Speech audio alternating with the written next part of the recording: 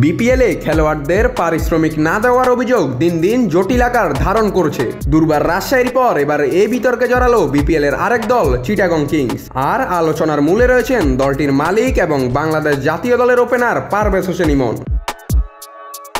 শুক্রবার চিটাগং কিংস স্বীকার করেছেন তারা এখনও ইমনকে কোনো টাকা দেয়নি। দলের স্বত্বাধিকারী সামির কাদের চৌধুরী এই পেমেন্ট না দেওয়ার কারণটি ব্যক্তিগত বলে মনে করছেন।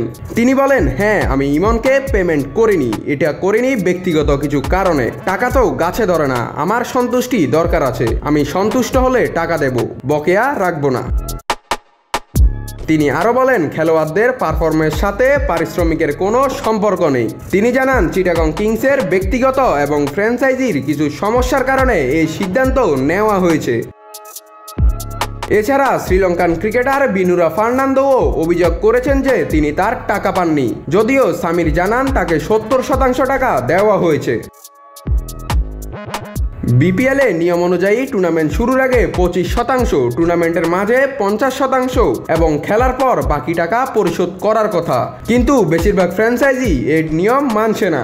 বিপিএলে এই সমস্যার সমাধান না হলে আরও বিতর্ক এবং চাপ সৃষ্টি হতে পারে, যা ভবিষ্যতে বাংলাদেশ ক্রিকেটের জন্য বড় চ্যালেঞ্জ হয়ে দাঁড়াতে পারে। নাথ রাহুল, নিউজ না স্পোর্টস।